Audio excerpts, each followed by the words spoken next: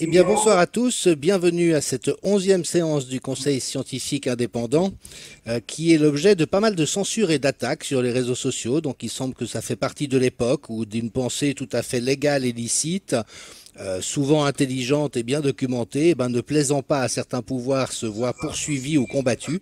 Mais il en faudrait plus pour nous arrêter et on change de plateforme. Il s'agit aussi de s'émanciper d'un certain nombre de géants. Et puis ce soir, on a un programme tout à fait intéressant qui nous est promis et j'aurai le plaisir d'accueillir pour commencer Olivier Soulier, membre du comité scientifique indépendant. Bonsoir Oui, Olivier. bonjour. Bonjour, effectivement, la liberté de penser va continuer à s'exprimer grâce à toi, grâce à tous les membres du CSI et surtout grâce à vous tous qui êtes là à nous écouter et qui allez retransmettre ces informations. Et il y a une force profonde dans la vérité, dans la conviction que nous avons tous et je pense que rien ne nous arrêtera. Et donc, vous êtes tous porteurs et responsables du fait que la connaissance scientifique indépendante puisse se manifester. Bonjour à toi Jean-Dominique et on est parti. Merci. Nous avons également des fidèles du CSI, Vincent Pavant et Hélène Banoun. Bonsoir. Bonsoir à vous. Bonsoir Jean-Dominique, bonsoir Olivier. Ravi d'être avec vous. Nous avons tous et je pense que rien ne nous arrêtera. Et donc vous êtes tous porteurs et responsables du fait que la connaissance scientifique indépendante puisse se manifester. D'accord, il y a une petite boucle de feedback. En introduction, pour accueillir cerise sur le gâteau, le professeur Michel Maffezoli, professeur émérite de sociologie en Sorbonne, membre de l'Institut universitaire de France. Alors pour ceux qui le rencontrent, voilà, c'est quelqu'un de sympathique et de passionnant avec un nœud papillon.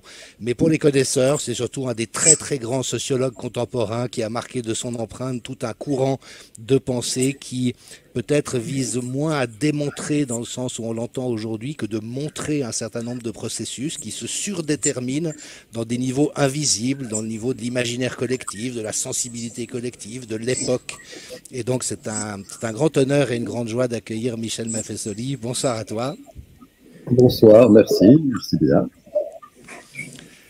Voilà, et donc Olivier sera aux commentaires, et puis nous aurons le plaisir d'avoir deux présentations. Une présentation assez technique de la part de Vincent, qui va s'attaquer à un thème récurrent autour des questions scientifiques relatives au Covid, c'est-à-dire qu'il y a un ensemble de concepts qui nous sont brandis comme étant des concepts fiables et en quelque sorte autodéfinis, comme le fameux R0, la manière dont la contamination se répand.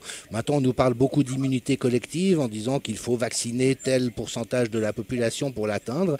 Et puis quand on s'attaque à ces concepts avec un petit peu de rigueur et de pertinence, on s'aperçoit que c'est beaucoup plus fragile que ce que ça en a l'air. Donc Vincent, sans transition, je te passe la parole pour un décryptage, mais peut-être aussi un dépoussiérage de cette notion tarte à la crème d'immunité collective. Oui, alors juste avant, je vais en profiter pour dire qu'on va couper les lives sur certaines plateformes, mais il faut passer sur Crowdbanker. Donc, si vous voulez continuer à suivre ce live, donc voilà, on va effectivement, il y a l'adresse, donc pour ceux qui n'y seraient pas encore, https://www.crowdbanker.com/CSI pour effectivement, tout simplement échapper à la censure, puisque vous savez que cette censure nous poursuit, nous traque, nous harcèle un peu. Donc voilà, alors du coup, je vais passer à la présentation. Donc, alors voilà, alors avec deuxième, l'immunité, bien sûr, il y a deuxième, je vais expliquer par la faute d'orthographe. L'immunité collective, donc, n'a pas d'existence théorique. Voilà, donc c'est ça, effectivement, que je vais développer de manière assez, bien sûr, mathématique, technique, puisque c'est mon travail, en fait, d'essayer de construire ce lien entre les choses de la logique, donc les mathématiques et la logique des choses, eh bien, c'est le réel qu'on essaie de modéliser. Voilà. Donc, rappel, évidemment, tout ça, c'est dans un contexte de vaccination. Donc, dans le contexte actuel de vaccination, on sait qu'on a une pharmacovigilance qui est totalement saturée. Il y a pas mal d'articles et de liens qu'on peut trouver dans la presse régionale. Néanmoins, donc bon, c'est un petit peu inquiétant. Néanmoins, on constate une volonté gouvernementale, évidemment, d'étendre la vaccination aux enfants, éventuellement la rendre éventuellement obligatoire. Et puis, pourquoi on fait ça? Par cette vaccination, on espère atteindre le fameux seuil d'immunité collective, donc on vous rabat les oreilles, qui aujourd'hui a été placé à autour de 80% donc, d'immunisation pour la population.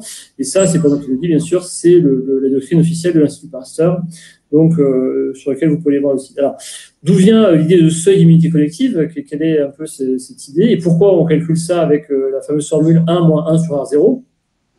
Est-ce que tout ça, en fait, ça a une justification théorique? Alors, en fait, bon, ce qu'on va voir, c'est que bien que cette notion soit rabâchée depuis maintenant pratiquement un siècle, en fait, ce seuil d'immunité collective n'a aucune existence théorique. Voilà. En fait, ce seuil d'immunité collective, c'est une espèce de croyance qui résulte essentiellement de l'incapacité totale de l'épidémiologie à s'exercer comme science, c'est-à-dire trouver ce fameux lien donc rigoureux entre les choses de la logique. Ici, les choses de la logique pour l'épidémiologie et ce seuil 1-1 sur 0, c'est les équations dérivées, les équations différentielles ordinaires. Et donc, la logique des choses, c'est tout simplement l'épidémie telle qu'on peut éventuellement l'observer dans le réel. Voilà. Alors donc, je rappelle donc d'où vient cette origine du seuil. C'est le fameux article de Kermack et McKenwick en 1927. Donc, c'est celui-là qui encore aujourd'hui est pris comme référence de toute forme de modélisation en épidémiologie, et tous les concepts, en fait, voilà, tous les concepts sont issus de ce fameux modèle en 1927. Donc c'est un système d'équations différentielles ordinaires sur 3 catégories donc de personnes vis-à-vis de l'état infectieux. Donc S et susceptibles, ce sont ceux qui sont éventuellement capables de contracter le virus. I, c'est les infectés, c'est ceux qui à un instant donné sont dans l'état donc infectieux, et R, c'est les rétablis, c'est ceux qui sont sortis de l'état infectieux. Alors, soit par guérison, soit, hélas, par mort. Voilà. Donc, dans ces équations, donc, qui peuvent être établies, disons, de plusieurs manières, eh bien, N, c'est le nombre de susceptibles à l'origine de l'épidémie. Alors, on verra très précisément ce que ça signifie mathématiquement, l'origine de l'épidémie. Bêta, c'est ce qu'on appelle un taux de transmission des infectieux, et puis gamma, c'est le taux de recouvrement, en fait, des personnes infectées. C'est un taux de guérison des personnes infectées. Donc, voilà pour le rappel des équations. Et donc, on prétend que c'est cette formulation mathématique qui va permettre d'étudier et de comprendre tout ce qui se passe en termes de transmission, et donc de dynamique de l'épidémie. Donc, c'est ça, en fait, qui a été développé en 1927, qui a donné à ces concepts, on va voir, de R0 et de d'immunité ensuite collective. Bon. Alors, les auteurs, ils vont étudier donc ce système d'équations différentielle ordinaire, et ils vont arriver à une conclusion donc qui était annoncée en introduction d'ailleurs de l'article, c'est il va apparaître, donc je fais la traduction un peu mot à mot, donc il va apparaître que pour des taux d'infection et de recouvrement, effectivement, il apparaît un seuil critique dans la population. Et si la population en question est dessous, effectivement, ce seuil, alors l'introduction d'un seul infecté ne donnera pas lieu à une épidémie, tandis que si, effectivement, la population est en dessous de ce seuil, eh bien, l'introduction d'un infecté va donner lieu à une grosse épidémie. Alors, c'est quoi ce seuil, en fait, qui donne ou pas lieu à une épidémie? Eh bien, c'est le rapport bêta fois grand N sur gamma qui doit être plus grand que N. Donc, ça revient à dire, bien sûr, que bêta sur gamma est plus grand que 1. Et ça, c'est le fameux R0 qui est plus grand que 1. Alors, comment est-ce que Kermack et McKenwick en sont arrivés à cette conclusion? Et pourquoi cette conclusion est fausse, effectivement, d'un point de vue scientifique? Pourquoi est-ce qu'on ne peut pas affirmer, sur la base de l'étude mathématique donc du système SIR, que bêta sur gamma plus grand que 1 serait le critère de développement d'une épidémie, et à contrario, bêta sur gamma, donc strictement plus petit que 1, permettrait d'empêcher le développement de l'épidémie. Alors, il y a quelque chose qu'il faut savoir quand vous voulez faire de la modélisation, c'est que il faut effectivement revenir à l'idée que les mathématiques deviennent un langage, donc qui est une manière d'organiser le dialogue entre les mathématiques et l'interprétation physique. Donc, voilà, c'est ça en fait un modèle. C'est vous écrivez des choses en formule, vous faites des calculs sur ces formules, et ensuite vous espérez que les résultats que vous avez trouvés, vont vous apprendre quelque chose du réel. Bon. Alors, une fois que vous avez choisi donc de formuler une situation du réel en mathématiques, il faut quand même accepter quelque chose, c'est que ce sont les mathématiques qui vont décider ensuite de ce qui est correct ou pas dans le langage. Voilà. Et donc, en fait, c'est pas à vous de dire ce que vous voulez ou pas, ce sont les formules, les équations que vous allez poser et les résultats qu'elles vont vous produire qui vous diront ensuite ce qui est correct ou pas du point de vue du langage. Donc, la condition à ça, c'est que tous les résultats que vous obtenez doivent évidemment trouver une interprétation dans le monde réel, et en particulier, il faut que les conditions même de la mathématisation de votre situation puisse être discuté dans l'univers des mathématiques. C'est-à-dire, au fond, est-ce que j'ai le droit ou pas de modéliser une certaine situation par une certaine équation? Eh bien, ça, en fait, pour le savoir vraiment, il faut étudier à fond l'équation que vous avez posée et puis vous dire effectivement que vous avez bien raison d'avoir posé ça. Alors, le problème de la mathématisation, c'est qu'elle va subir une forme de contradiction. C'est-à-dire que d'un côté, l'aspect mathématique des choses doit, dans un premier temps, être complètement trivial. C'est-à-dire qu'il faut que les équations, que les formules que vous posiez soient et restent intuitives à la compréhension. Donc ça, c'était une des grandes choses, effectivement, de la géométrie. La géométrie était toujours avant Descartes, d'ailleurs, accompagné d'un dessin, parce qu'il fallait que le raisonnement reste relativement intuitif. Mais si le but des mathématiques, ça n'était que d'écrire en formule des choses intuitives, ça ne servirait à rien. Et bien sûr, l'intérêt des mathématiques, c'est aussi de produire, après des raisonnements pas forcément faciles, eh bien, des résultats non triviaux. C'est-à-dire, eh bien, finalement, des résultats qu'on peut trouver dans le réel, mais qu'on n'aurait pas deviné si on ne les avait pas obtenus par le calcul.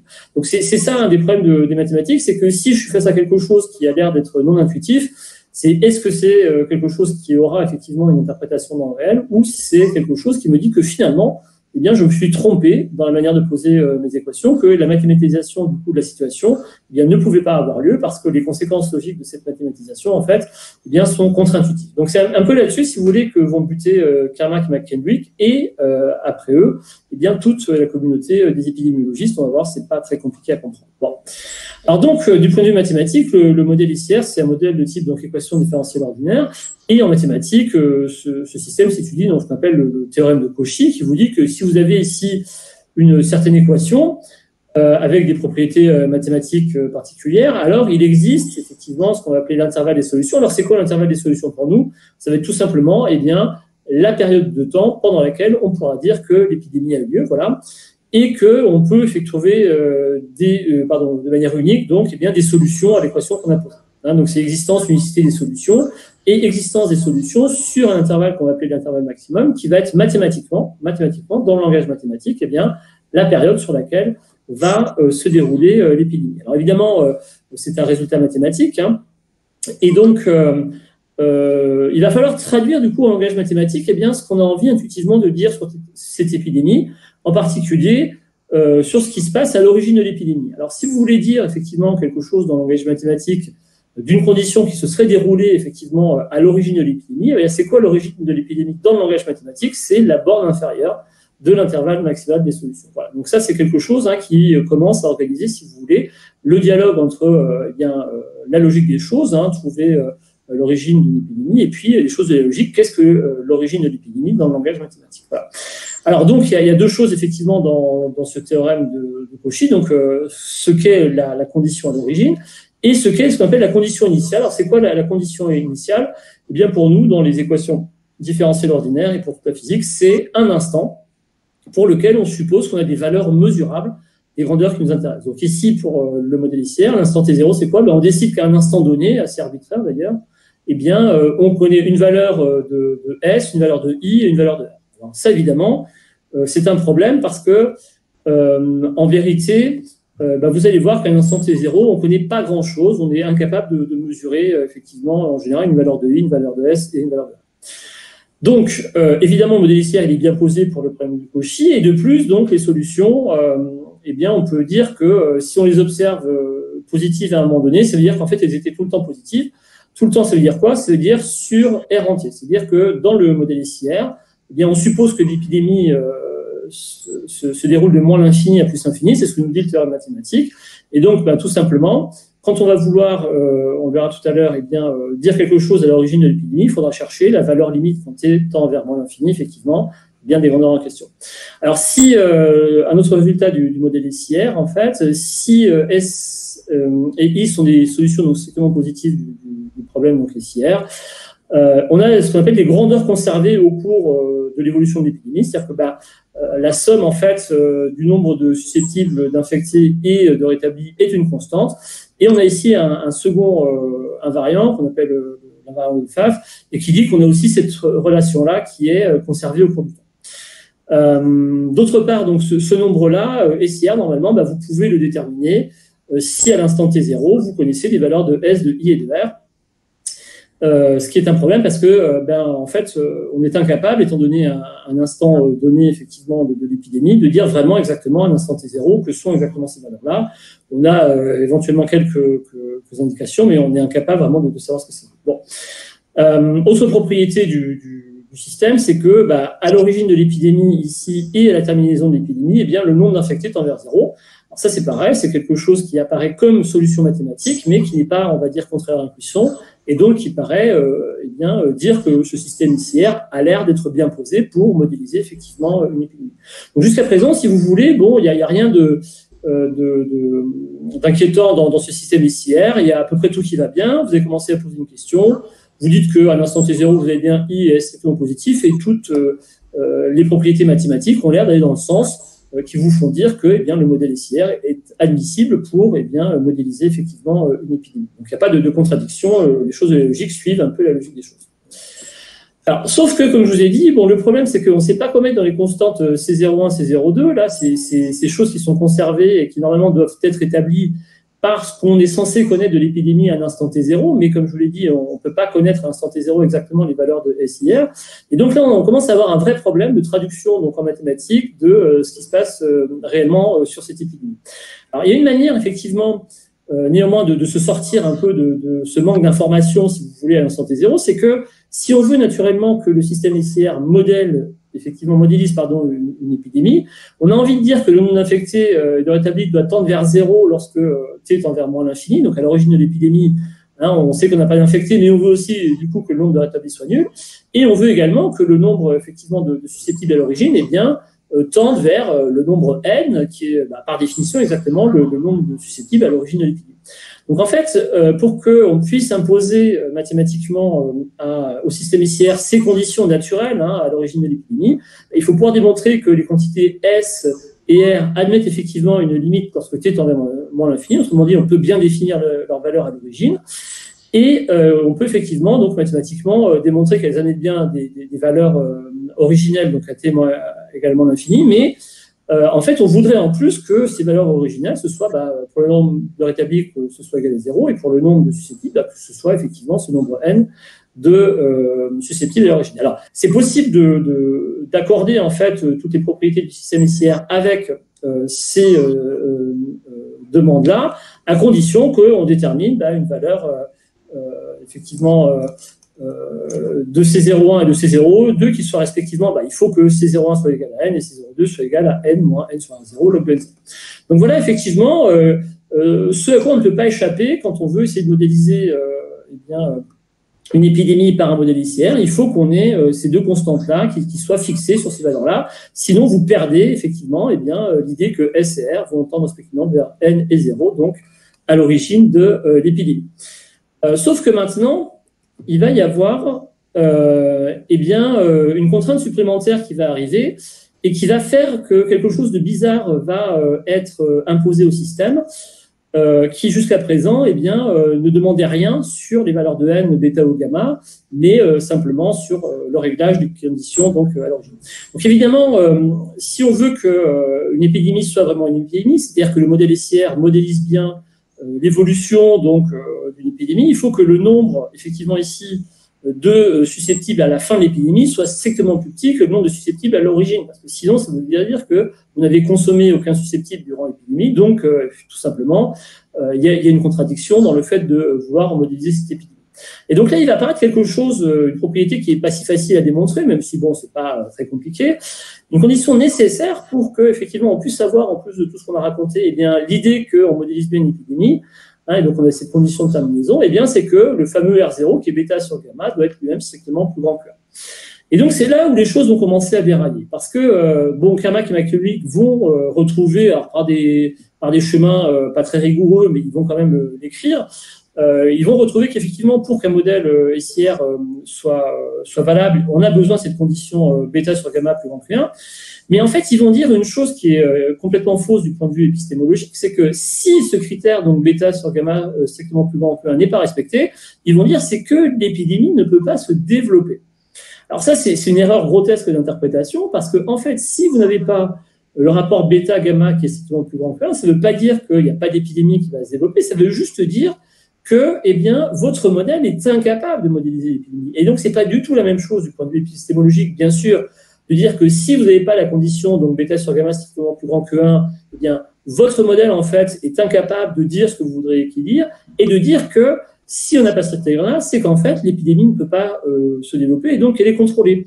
Et donc, en fait, il y a ici une erreur absurde d'interprétation, effectivement, épistémologique, puisque, en fait, on va dire que, du coup, il y a un seuil, qui est ce fameux R0, donc plus grand que 1, et qui fait que soit une épidémie se développe, soit une épidémie ne se développe pas, alors qu'en fait, le seuil dit soit je peux modéliser, soit je ne peux pas modéliser, ce qui n'est pas du tout, effectivement, la même chose. Et donc, c'est ça que les épidémiologistes ne vont pas comprendre, parce qu'ils ont fait une erreur d'interprétation extrêmement grave, et donc ils vont chercher la baguette magique du seuil, c'est-à-dire comment on fait, effectivement, pour rendre ce critère, donc R0, strictement plus grand que 1. Bon. Donc, en fait, c'est bien sûr une erreur d'interprétation qu'ils ont faite. Hein.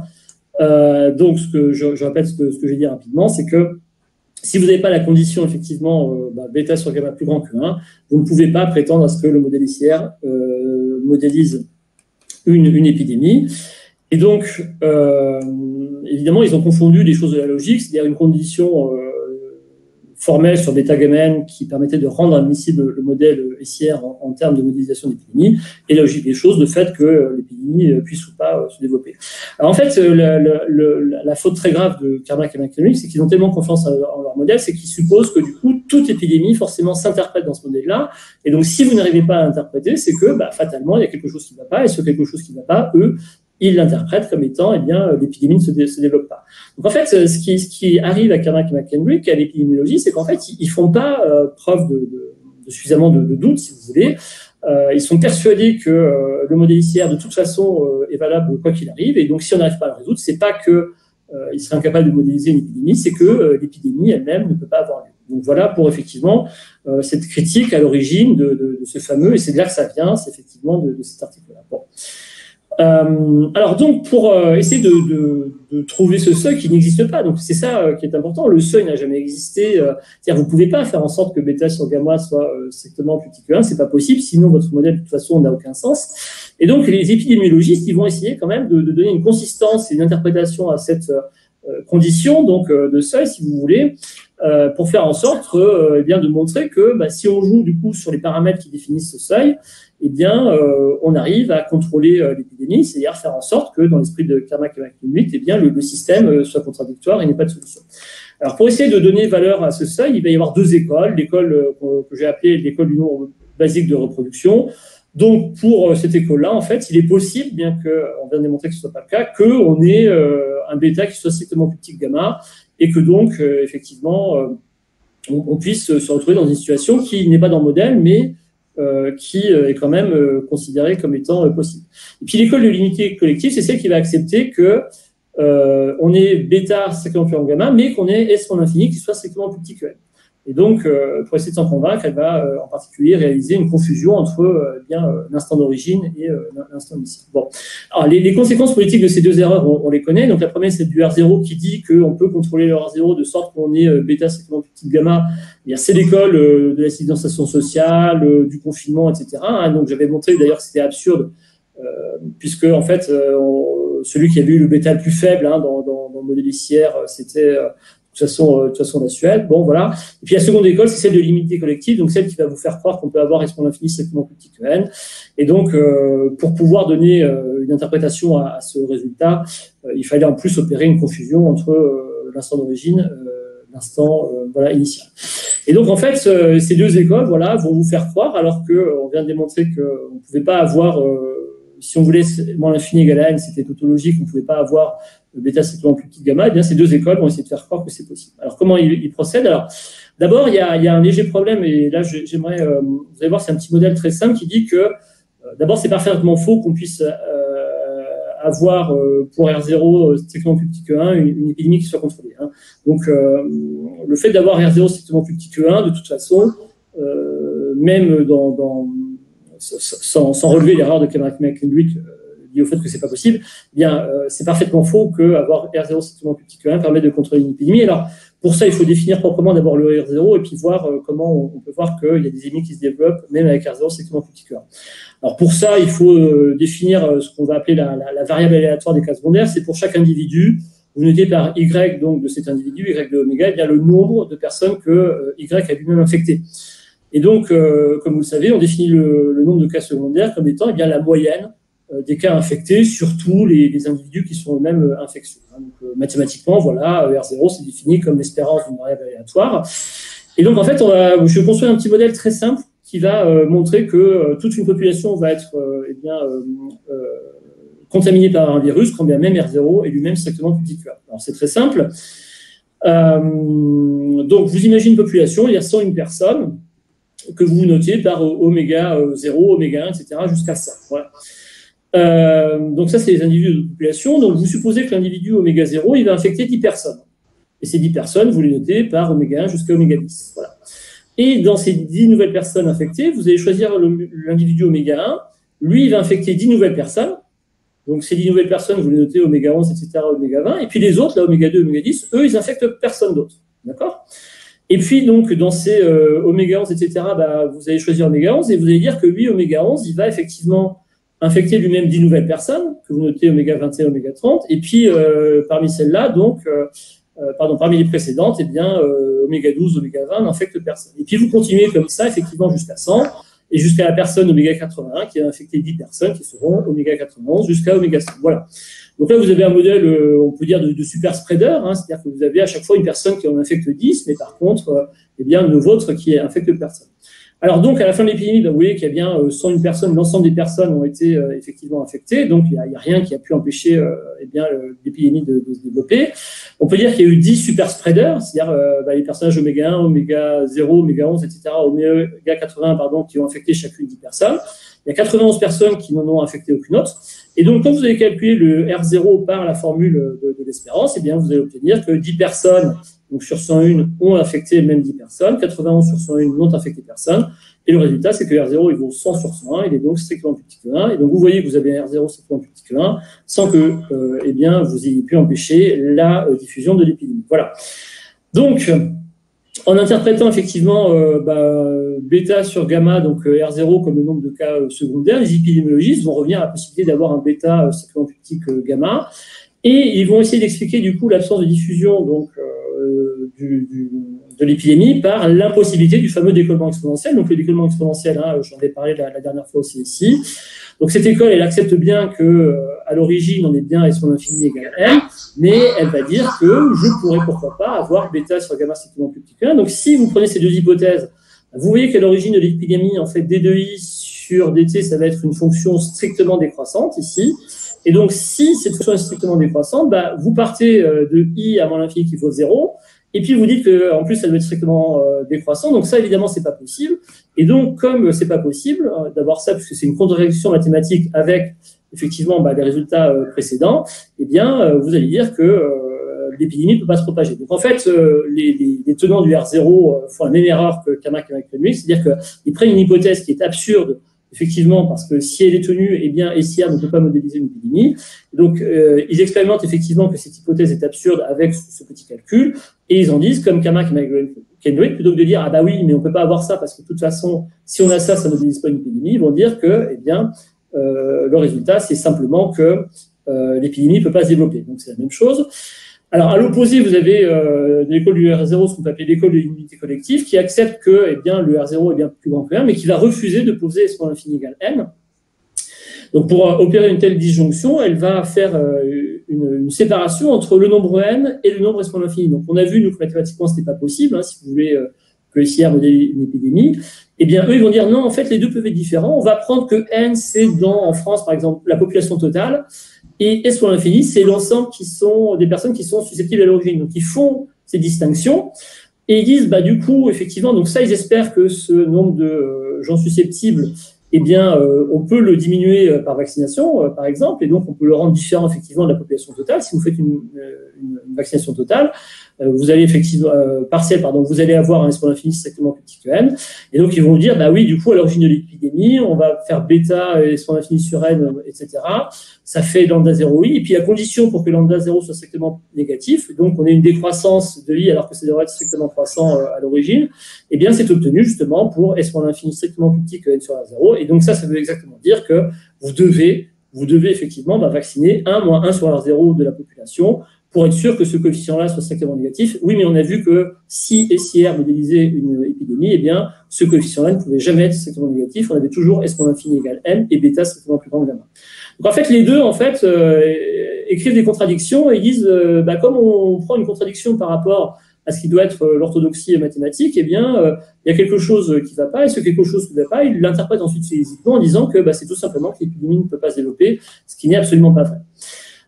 Donc voilà le résumé. Donc, chez Carmack et McKendrick, ils expérimentent la contradiction mathématique en disant qu'il faut avoir S plus infini strictement plus grand que l'infini si on a ça, donc ce qui est évidemment pas possible. Chez les tenants du R0, eh bien, ils posent bien que bêta strictement plus petit que gamma alors que c'est pas possible, et S dans l'infini égale N. Et chez les tenants de l'unité collective, vous gardez bêta strictement plus grand gamma, mais vous posez S pour l'infini strictement plus petit que N sur R0. Dans tous les cas, en fait, eh bien, vous êtes en train d'écrire des conditions qui ne permettent pas de dire que SIR est un modèle de l'épidémie. Voilà. Alors, on va voir également pourquoi effectivement le fait d'immuniser maintenant une partie de la population n'a rien à voir avec le fait que l'épidémie va pas se développer. Donc ça, c'est lié à un théorème d'une propriété caractéristique du modèle SIR qui est son homogénéité. Donc c'est d'abord un premier théorème qui dit que si vous fixez N strictement positif, eh bien, il n'y a qu'une seule solution qui vérifie la condition à l'origine et la condition de conservation.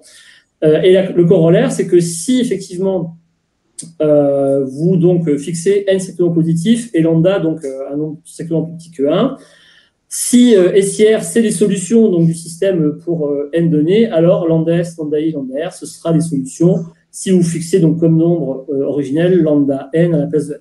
Donc, dit autrement, ce principe d'homogénéité, en fait, eh bien, il va techniquement complètement affirmer l'idée d'immunité collective. Il dit juste que si vous diminuez, en fait, eh bien, le nombre de susceptibles à l'origine, alors l'épidémie va juste se produire, eh bien, parmi les susceptibles restants. Donc, ce qui est parfaitement logique quand on y pense. Et là, pour le coup, il n'y a pas d'effet magique, d'effet de seuil, il n'y a pas de problème dans l'interprétation. Alors, comment se convaincre, si vous voulez, que quand vous allez laisser un nombre effectivement éventuellement plus faible de susceptibles, eh bien l'épidémie va quand même se dérouler normalement entre ce nombre plus faible, quand bien même l'épidémiologie vous dit que l'épidémie est stoppée, eh bien il faut revenir à l'interprétation chimique du système SIR. En fait, le système SIR, c'est tout simplement un modèle qui copie exactement une cinétique chimique. Vous supposez que chimiquement S plus I donne 2I, donc un sain plus un infecté va donner 2 infectés, qu'un infecté a la possibilité de devenir guéri ou décédé. Et donc, vous allez utiliser pour modéliser la cinétique de ce système, en fait, eh bien, ce qu'on appelle la loi des vitesses chimiques. Donc, vous allez écrire effectivement que vous avez une constante K1 qui vérifie ds sur dt, c'est ça. Donc, c'est une bimolécularité ici. Et là, c'est une monomolécularité. dr sur dt, c'est K fois I. Puis, vous utilisez bien sûr la conservation de la masse. Si vous n'êtes pas dans S, ni dans I, si vous êtes dans R, etc. Et donc, eh bien, ça vous donne du coup exactement les équations du modèle SIR. Donc, le modèle chimique est un modèle d'interprétation. Alors donc, qu'est-ce qui se passe? Imaginez donc maintenant vous compreniez que la chimie peut vous servir à illustrer la diffusion d'une épidémie. Alors, vous supposez que vous disposez d'un réactif dans une solution à 1 mol par litre. Vous injectez donc un catalyseur qui est I. Une chaîne de réaction va se développer et à la fin, vous aurez consommé 80% du produit. Il en restera 20%. Donc, en fin de processus, vous voyez qu'il y a 0,2 mol par litre de produit qui n'a pas été consommé et 0,8 mol par litre de produit de réaction. Bon. Alors, vous supposez que vous observez cette réaction au cours du temps et vous supposez que le maximum des catalyseurs, à un moment donné, eh bien, est atteint pour 0,4 mol par litre. Pardon, le maximum du produit de réaction, c'est 0,4 mol par litre. Bon. Donc, maintenant, vous vous placez à 0,4 mol par litre et vous injectez à nouveau une gaule de catalyseur. Que va-t-il se passer? Eh bien, ce que vous disent les épidémiologistes, c'est que si vous commencez la réaction avec ce seuil, effectivement, de maximum sur les susceptibles, eh bien, vous allez avoir une réaction qui va être bloquée. Alors, en fait, non, tout le monde comprend bien que si vous diminuez juste, eh bien, les produits de réaction en début de réaction, eh bien, tout simplement, la réaction va quand même se faire. Simplement, elle mettra en jeu moins de matière que si vous avez commencé avec une mol par litre. Et ici, dans le cas de cette réaction chimique, si vous mettez 0,4 mol par litre de réactif en entrée, vous aurez à la fin 0,08 mol par litre de réactif et 0,32 mol par litre de réaction. Donc en fait, tout ça, c'est pour illustrer que si vous mettez juste moins de réactifs, donc si vous vaccinez les gens, eh bien, le modèle ICR vous dit que l'épidémie va se dérouler sur les autres. Bon. Donc voilà, en conclusion, le seuil de Kerr-McKendrick, c'est une illusion totale. Il s'agit juste d'une mauvaise interprétation physique, donc d'une condition nécessaire, un bêta sur gamma strictement plus grand que 1, pour que le modèle ICR puisse effectivement modéliser une épidémie. Donc, Kerr-McKendrick et les épidémiologistes ont confondu la possibilité donc mathématique d'une modélisation qui soit conforme avec la réalité, avec la possibilité d'une diffusion. Donc, dans le modèle ICR, vous ne pouvez pas prétendre que c'est modélise une épidémie si vous n'avez pas bêta sur gamma strictement plus grand que 1 et S moins l'infini, donc égal à N. Donc, les épidémiologistes, soit par la théorie du R0, donc ils ont gardé S moins l'infini égal à N, mais ils ont supposé qu'on pouvait avoir bêta sur gamma strictement plus petit que 1, soit les tenants de l'unité collective en disant on va garder bêta sur gamma strictement plus grand que 1, mais on va diminuer S moins l'infini. Donc, ceux-là ont inventé des légendes, en fait, sur l'idée que R0 strictement plus petit que 1 protégeait effectivement de la diffusion d'une épidémie et que S moins l'infini, donc la vaccination, strictement plus petit que N, donc pareil, protégeait la population. Donc voilà, donc pour moi c'est très clair que toute épidémiologie collective est fausse depuis le début. Il n'y a pas plus de R0 strictement plus petit que 1 qui permet de contrôler une épidémie que d'immunité collective qui empêcherait une épidémie de se développer. C'est totalement aberrant du point de vue d'interprétation physique. Et donc pour finir, je dirais que moi ce qui me trouble énormément, c'est que imposer un risque vaccinal aux enfants d'une théorie qui n'a aucune existence, c'est une imposture. Alors je rappelle que la théorie de l'immunité collective, c'était déjà celle qui a fait dire à Cauchemez et Fontanet, donc en septembre 2020 qu'on aurait 400 000 morts, donc à l'automne si rien n'était fait. Bon. Donc ça va dans la longue litanie des mensonges, des incohérences, des absurdités de Cauchemez et Fontanet, donc depuis le printemps 2020 en tant que membre du conseil scientifique. Et juste une petite comparaison, donc les épidémiologistes pour moi sont un peu comme des singes de la planète des singes, c'est-à-dire que ils célèbrent le dieu Kalima. Donc le dieu Kalima dans la planète des singes, c'était l'origine pour eux de la croyance et de leur existence, parce que c'est ce qu'il y avait écrit sur la cage en fait. Effectivement, dont ils étaient prisonniers, c'était Caution Live Animal, et comme la fusée qui les transportait s'est écrasée, cette cage a été endommagée, il ne restait que Kalima, et donc en fait, c'est ça effectivement, cette erreur d'interprétation sur l'origine qu'ils vont célébrer, c'est exactement la même chose pour Kerr-McKendrick.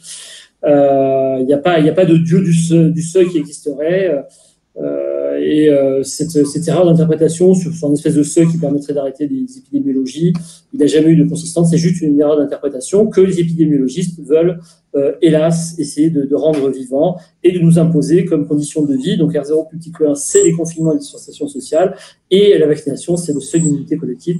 Tout ça n'a aucune existence en réalité théorique. Voilà, j'en ai fini, je vous remercie beaucoup, effectivement, de m'avoir écouté. Alors, moi, je voudrais intervenir parce que je suis très contente que Vincent ait raconté tout ça. Je n'ai pas tout compris, j'avoue, mais ça démontre vraiment qu'il y a un manque de porosité entre la connaissance biologique et la connaissance mathématique, parce que moi, je m'étais intéressée à l'immunité collective du point de vue biologique, et ça remonte aussi au début du XXe siècle. Et alors, je ne sais pas si dans ces articles, je n'ai pas fait attention si c'était cité Kendrick, voilà. Mais ces articles, du point de vue biologique, se réfèrent aux épidémies de rougeole pour parler de l'immunité collective. Et donc, les épidémies de rougeole, avant la vaccination, il y en avait à peu près tous les 2 ans dans les pays développés. Voilà. Et donc, ils font toute une théorie là-dessus en disant que voilà, il doit y avoir un seuil de population qui est susceptible ou pas susceptible et qui permet à l'épidémie de reprendre. Bon. Ça, c'est des articles du début du XXe siècle. Et ensuite, quand on a développé les vaccins rougeole dans les années 60, on a repris ces articles, ces études, et on a appliqué ça au vaccin rougeole en disant, voilà, si on vaccine tant de pourcents, alors au départ, c'était 50%, ensuite, ça a été 60%, les chiffres assez fantaisistes, on va arrêter les épidémies de rougeole. Et ça ne s'est jamais produit. Voilà. Là, on en est il y a des pays où on a 99% de vaccinés, et ça ne marche pas, quoi. Il y a toujours de la rougeole qui circule. Alors, ce que je voudrais rappeler, c'est que là, il y a quelque chose qui est vraiment confondant dans tout ça, c'est qu'on n'entend plus parler d'immunité naturelle. Alors, il faut se rendre compte que la vie existe depuis 3,5 milliards d'années. Donc, il y a des pathogènes depuis le début des organismes vivants. Comment ont-ils fait sans vaccination pour survivre à toutes les épidémies? On nous dit que maintenant, l'OMS, en 2020, il a changé sa définition de l'immunité collective. C'est plus l'immunité naturelle, mais c'est l'immunité vaccinale. Donc, ça veut dire qu'avant les vaccins, je ne sais pas par quel miracle, on est toujours là et la vie a évolué. Voilà, ça. Donc, et ce que je voudrais rappeler, c'est que dans l'immunité naturelle, il y a en particulier, pour ce qui nous occupe avec la Covid, c'est les coronavirus. Donc, il y a une immunité croisée entre les coronavirus de rhume banal et le SARS-CoV-2, donc le virus COVID-19. Et ça, alors ça n'a pas été étudié mathématiquement, mais c'est certainement très, très important dans le fait qu'il n'y a pas eu tellement tant de malades que ça. La plupart des gens font des maladies asymptomatiques. Et donc, sinon, alors il faudrait que Vincent ou d'autres personnes qui sont mathématiciens essayent d'appliquer des modèles, pas forcément ce CIR, puisqu'apparemment j'ai compris qu'il ne marchait pas, mais aux épidémies de rougeole, parce que moi je me suis intéressée aux épidémies de rougeole dans les îles qui n'avaient pas été mises en contact avec la rougeole depuis longtemps. Et ça serait intéressant de voir, parce qu'en fait, on raisonne toujours dans les pays développés où la rougeole elle doit exister à peu près depuis 5000 ans, on ne sait pas exactement, mais toute l'immunité de la population s'est fabriquée sur un contact avec la rougeole. Il y a des îles où on n'a pas visité ces îles depuis plusieurs générations, et c'est intéressant d'aller chercher ça. Enfin bref, moi, la conclusion, c'est que pour moi, en 2020, l'OMS a abandonné toute science lorsqu'il a édicté que l'immunité collective dépendait de la vaccination et pas l'immunité naturelle. C'est vraiment, c'est en dessous de la critique, ça. On ne peut pas le critiquer, c'est complètement aberrant, quoi. Voilà. Bien, merci beaucoup. Merci Vincent. Je ne sais pas si grand monde aura pu suivre le détail de ta démonstration, mais en tout cas, dans les principes, on voit effectivement des choses extrêmement intéressantes. D'abord, c'est quand il y a une erreur de modélisation, finalement, c'est le réel qu'on met en cause, mais pas la modélisation. Ces métaphores tout à fait extraordinaires, où on s'inspire de la cinétique, de la chimie, en se disant, ça doit être pareil, et puis qu'on applique ça. Et puis, cette extraordinaire inaptitude à cultiver le doute dans le sens nécessaire du terme, et donc finalement de brandir des indicateurs qui sont totalement vidés de toute substance. Et j'ai coutume de souligner qu'en Suisse, j'imagine que c'est la même chose chez vous, on nous a donné les valeurs quotidiennes du R0, un peu comme, vous savez, la circulation des pollens pour le rhume des foins, en disant aujourd'hui, il y a plutôt des graminées ou des arbres en fleurs, et c'est à tel taux, alors qu'on est sur des spéculations absolument totales. Et ça, évidemment, que ça va faire une transition magnifique avec l'exposé suivant. C'est-à-dire comment est-ce qu'une science qui se prétend rationnelle, en même temps s'affranchit de la réalité au point de ne plus avoir de réflexivité sur son contact avec le réel ou non. Mais j'aimerais me tourner vers Olivier pour voir un petit peu qu'est-ce que tu peux nous dire des réactions des spectateurs, en n'oubliant pas de brancher ton micro. Oui, alors les spectateurs, d'abord, première chose, ils sont absolument heureux qu'on soit de nouveau là et ils disent que cette fois-ci sur Chromebooker, ça marche bien. Donc, je leur rappelle que Chromebooker est une plateforme totalement bénévole et que vous pouvez faire un don et que si vous voulez qu'on puisse encore profiter de Chromebooker, je pense que ce serait très important que on ait tous conscience de ça. Alors, effectivement, l'exposé de Vincent est particulièrement puissant et très complexe et je dois avouer que les commentaires, c'est beaucoup « je comprends rien ». Ça doit être très intéressant, mais je ne sais pas ce que ça veut dire. Il va sûrement nous dire un truc plus clair à la fin. Il y en a même qui disent « Ah, c'est vraiment très poétique, j'aime beaucoup ». Et voilà. Donc, effectivement, je crois que tu as semé plein de monde, mais ça donne un côté très sérieux. Voilà. Mais globalement, effectivement, ce que dit Hélène, je suis tout à fait d'accord. C'était repris par pas mal de personnes dans le chat. Le principe de l'immunité collective, effectivement, une maladie comme la rougeole est une maladie absolument indispensable au développement. Quand j'ai fait mes études de médecine, on disait que c'est une maladie obligatoire. Maintenant, elle est interdite parce qu'elle embête tout le monde, mais elle existe effectivement. C'est la descendance de la peste bovine qui existait il y a 11 000 ans quand on domestiquait les bovins. Et c'est un peu la maladie de la domestication. Et tous les enfants sont confrontés à la domestication, donc ils la font naturellement. Et elle est protectrice de beaucoup de maladies, mais malheureusement, elle est interdite. Donc, je pense on a vu avec cette épidémie, le paradoxe d'une science qui n'est plus du tout une science et qui a perdu tout contact avec la réalité réelle de ce qu'est la médecine et de ce qu'est l'immunité. Mais ça, c'est pas nouveau, j'enfonce les portes ouvertes. Voilà ce que je voulais dire. Très bien, merci beaucoup Olivier. Alors on va se tourner vers Michel Maffezoli qui étudie depuis plusieurs décennies l'évolution de notre société, aussi dans la perception qu'on est en train de basculer hors d'un monde qui pendant plusieurs siècles a façonné notre regard sur la réalité. Et juste pour donner quelques jalons du travail intellectuel de Michel à travers des titres de livres, il s'est beaucoup intéressé à l'épistémologie mais quotidienne, telle qu'elle se pratique dans la conscience de tout un chacun, avec quelques titres comme Éloge de la raison sensible, que tu opposes au rationalisme morbide qui justement s'emballe dans ses propres logiques en se déconnectant quelque part de la vie dans sa réalité quotidienne.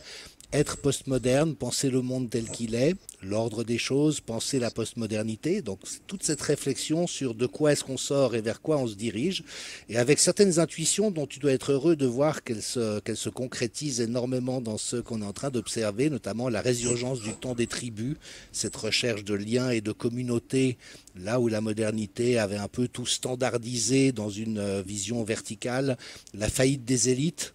C'est probablement un titre qui pourrait résumer à lui tout seul ce qu'on est en train de vivre. Et puis ton dernier ouvrage passionnant que je recommande à tout le monde, il est absolument délicieux à lire et intéressant à chaque page, L'ère des soulèvements.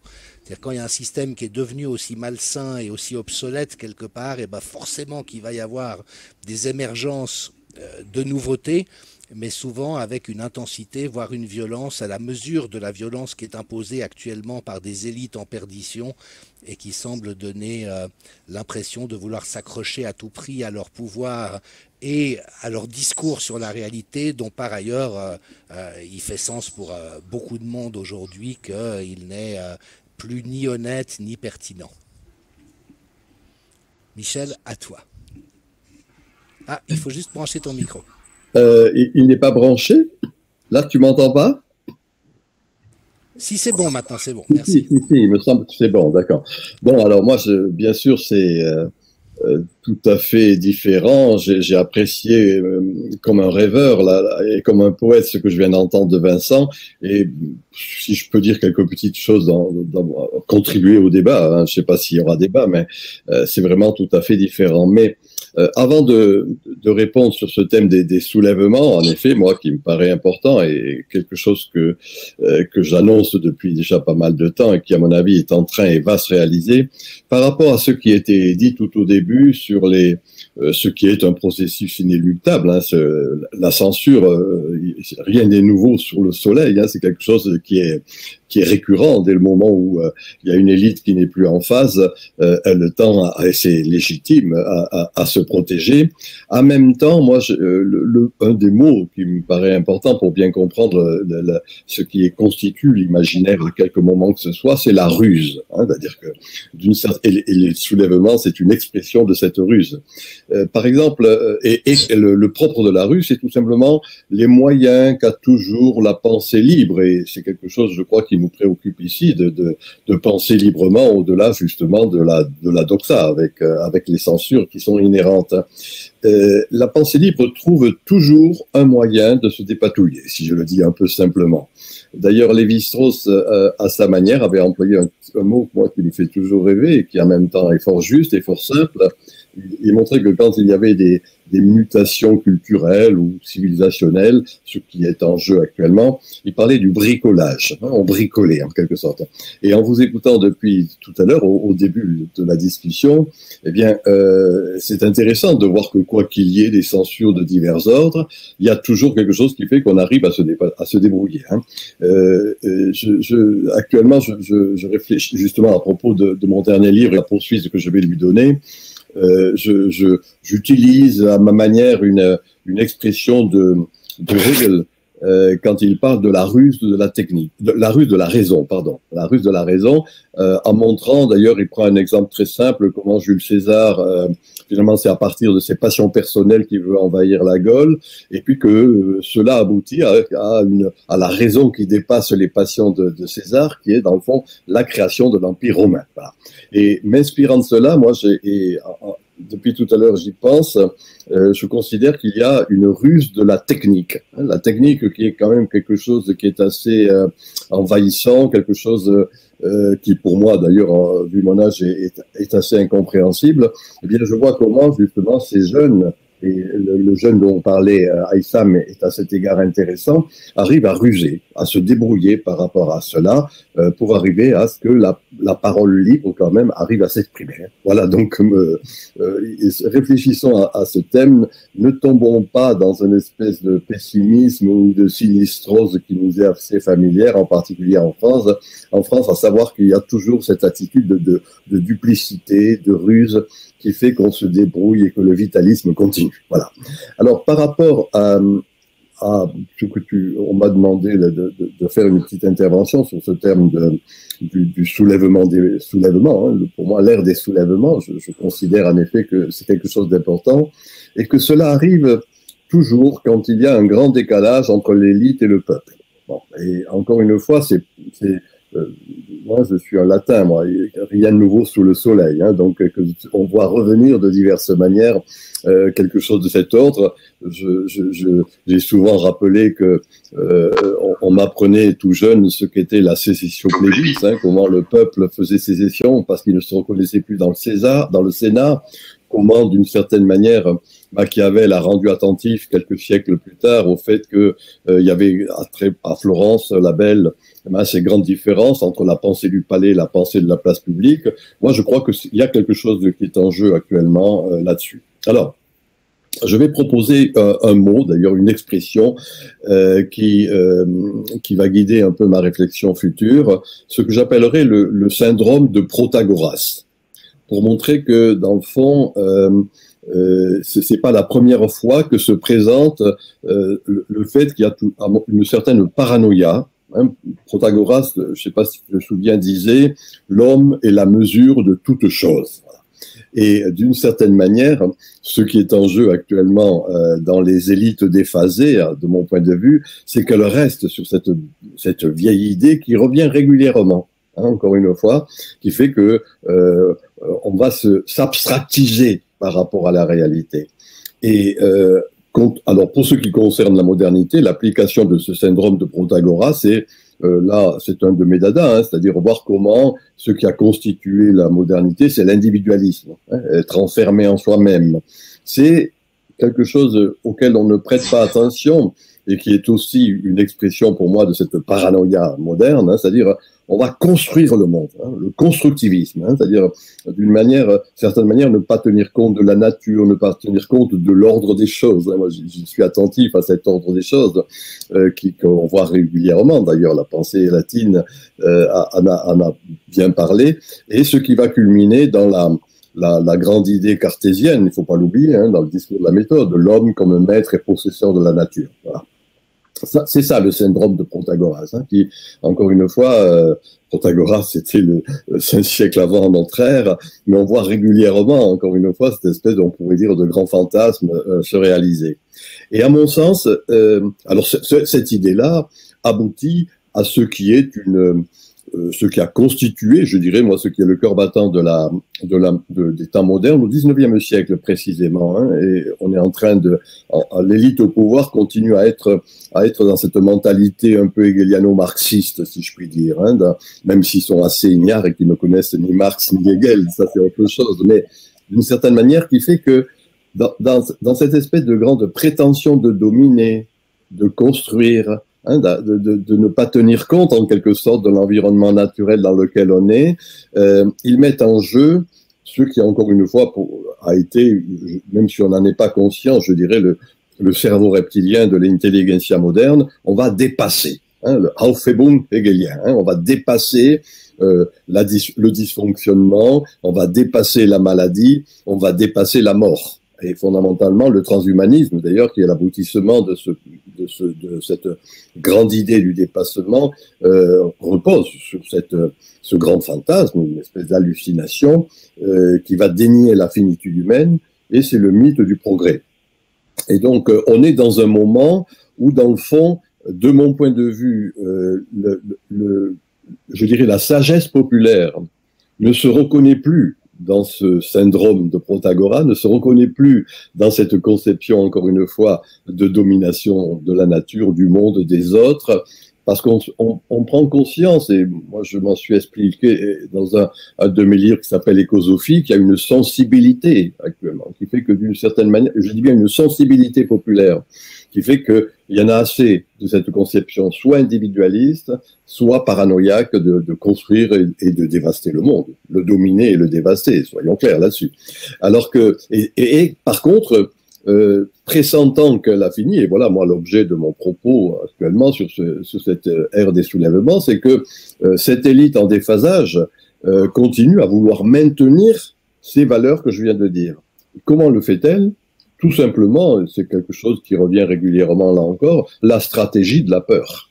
Et la stratégie de la peur, comme au Moyen-Âge, ça peut être la stratégie de la peur de l'enfer, et là, une cléricature maintenait son pouvoir. Actuellement, maintenir son pouvoir, c'est la stratégie de la maladie, la peur de la maladie, encore une fois, dont on sait qu'à bien des égards, et là-dessus, moi je ne suis pas compétent pour comprendre ce que disait Vincent, mais ce que je crois saisir là-dedans, c'est que justement, il y a là, cette stratégie de la peur ne correspond pas à grand-chose, en tout cas, humainement, ne signifie pas grand-chose, mais c'est bien évidemment ce qui est la grande idée dominante, ce par quoi je dirais, une élite en perdition qui pressent qu'elle a perdu, essaie de maintenir son pouvoir. Alors, je rappelle, et là, tout ça, c'est encore une fois très simple, ce que je dis, c'est que quand il y a quelque chose qui est en perdition, c'est les fameux combats d'arrière-garde. Les combats d'arrière-garde sont les plus sanglants. Pourquoi? Parce qu'on pressent qu'on a perdu la partie, et donc du coup, on en rajoute. Le sang coule, si je puis dire. Eh bien, c'est un peu cela qui est en jeu. Pour moi, cette élite en perdition, pressant, je dis bien pressant, parce que par ailleurs, elle a toutes les manettes et techniquement, justement, elle arrive à imposer pas mal de choses, mais pressant que, je dirais, sa domination est finie, et du coup, on rajoute. Et c'est ça les combats d'arrière-garde. Et je voyais, pour éviter le pessimisme un peu ambiant, je dirais qu'il y a là quelque chose qui est, ce qui me paraît être en jeu, c'est que d'une certaine manière, ça n'est fini de ce pouvoir vertical. Ça n'est fini en quelque sorte des peurs qu'elle est en train de susciter. Et on a toute une série, moi, alors là je dirais sociologiquement, quoi, je ne suis pas un bon sociologue, mais sociologiquement ou anthropologiquement, il suffit d'observer. Moi je vois, en vous parlant, je suis en train de regarder ce qui est en train de se passer dans mon quartier par ma fenêtre, de voir comment ces jeunes générations, dans leur débordement, comme dit la ministre actuelle de la culture, dans leur débordement, c'est-à-dire tout simplement dans l'effervescence qui est la leur, l'effervescence musicale, l'effervescence de divers ordres, n'appliquent pas et se refusent à bien des égards à accepter en quelque sorte les diverses impositions dont nous sommes à bien des égards victimes, mais qui pour moi ne sont pas sur la longue durée très importantes. Voilà, en gros, pour conclure, et peut-être que tu pourras me dire deux ou trois petites choses pour me faire rebondir par rapport à cela. Quand je disais le mythe de Protagoras, c'est que finalement, ce qui a dominé dans la modernité et ce que, quoi que l'on n'en soit pas conscient, on continue à développer, c'est cette idée qui a émergé d'ailleurs au XVIIIe siècle, les droits de l'homme. Et c'est à partir des droits de l'homme, si vous voulez, qu'on s'est employé, je dirais, à dominer, à dévaster. Domination, c'est pas de moi ça, c'est une expression que j'emprunte à Heidegger, de montrer comment la domination aboutit à la dévastation de la nature. Mais ça, il faut pas avoir peur de le dire. Ce fut une belle chose, les droits de l'homme. Moi, ça me paraît actuellement désuet et obsolète, pour le dire un peu simplement. Et pourquoi? Parce que tout simplement, ça oublie que avant qu'il y ait des droits, ou corrélativement au fait qu'il y ait des droits, il y a aussi des devoirs. Devoirs aux origines ancestrales, l'instinct humain, la sagesse populaire. Puisque tu as cité un de mes livres, La raison sensible, c'est ça, cette espèce de conjonction. C'est Joseph de Maistre qui dit le bon sens et la droite raison réunis. C'est ça la raison sensible. Ne pas nier la raison, C'est un de la rationalité est un de nos paramètres importants. Et mon maître Gilbert Durand me rappelait que l'imaginaire n'était pas irrationnel. Hein, c'était la prise en compte éventuellement du non rationnel qui avait sa rationalité propre. Et en même temps, se rendre compte que cette raison, cette rationalité, il faut la conjoindre avec les sens. Hein. C'est une idée qu'on retrouve chez Aristote, qu'on retrouve chez Thomas d'Aquin. Moi, je lis beaucoup de saint Thomas d'Aquin actuellement, et c'est vrai qu'il montre bien cette espèce de conjonction qu'il y a entre les sens et la raison. Et voilà, c'est ça l'ordre des choses. Et que d'une certaine manière, cette élite au pouvoir, au travers d'un rationalisme abstrait, un rationalisme, certains ont pu dire morbide, un rationalisme, pour reprendre l'école de Francfort, instrumental, mais qui en fait oublie la dimension beaucoup plus entière de l'être humain et de l'être naturel, hein, c'est-à-dire la conjonction de la raison et des sens. Et c'est cette conception holistique, hein, pour le dire au travers d'un terme qu'on comprend aisément, eh bien moi qui est à l'origine de ce que j'appelle les soulèvements. Hein, c'est-à-dire il y a eu une espèce d'hygiénisation en outrance, une tyrannie sanitaire de divers ordres, une asepsie de la vie sociale. À mon sens, il y a réaction au travers de ce que je viens de dire, la raison et les sens, hein, c'est-à-dire cette espèce de conjonction, une espèce d'entièreté des lettres, qui fait que on ne va plus se reconnaître peu à peu. Hein, il y a un processus, là j'utilise un terme de Sorokin, sociologue américain, de saturation. Hein. Le processus de saturation, jusqu'au dernier moment, on n'en est pas conscient. Hein, l'image qu'il donne, c'est le verre d'eau que je sale et je sucre. Jusqu'au dernier grain de sel ou de sucre, je ne vois pas que le verre d'eau est saturé. Mais tout d'un coup, il est saturé. Et pour moi, voilà, je veux pas jouer au prophète. Hein, je n'ai pas envie de dire des choses comme cela qui pourraient amener à rêver. Mais à mon sens, on est au bord de la saturation. Voilà. C'est en ce sens que, d'une certaine manière, il y a dans cette sagesse populaire un courage indéniable et qui risque de se manifester très bientôt de diverses manières. Merci beaucoup Michel, je ne résiste pas à la tentation de brûler la politesse à mes petits camarades, parce que j'ai trop envie effectivement de t'inviter à rebondir sur certains propos que tu viens tenir et certains concepts, parce que cette rationalité morbide, technoscientiste, on l'aperçoit bien dans ce qu'elle peut avoir de mortifère, de réducteur de la vie, de métrique, où finalement ça dévitalise toute l'épaisseur de l'être humain, de ses pulsions, mais après aussi toutes les nuances du vivant, comme Vincent l'a rappelé, c'est-à-dire que le R0, c'est une moyenne statistique, mais la contamination, elle n'est jamais statistique. Elle dépend de chaque individu, d'un écosystème, d'un environnement, du climat, de tout un ensemble de paramètres.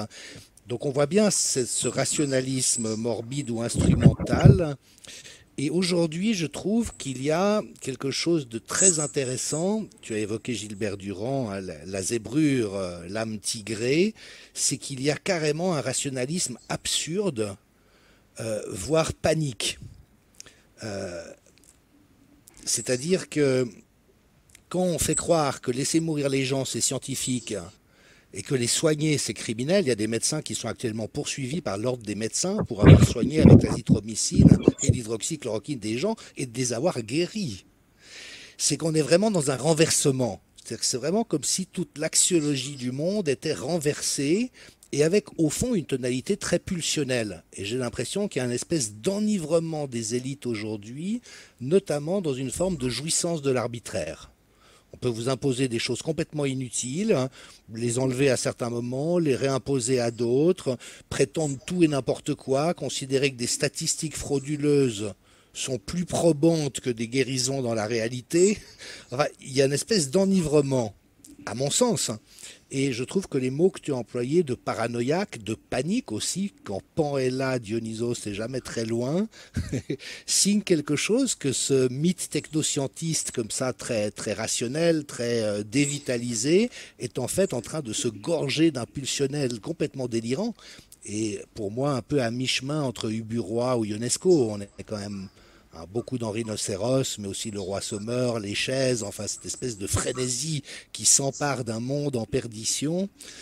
Et donc ça m'intéresserait d'avoir ta lecture un petit peu de cette flambée comme ça un peu délirante des élites en place, mais qui se réclament du rationalisme et de la scientificité.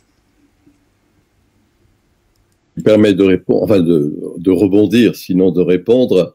Je rappelle ce qui est, on n'y fait plus trop attention en France à ce qui est un grand livre de Thomas Kuhn, Structure des révolutions scientifiques.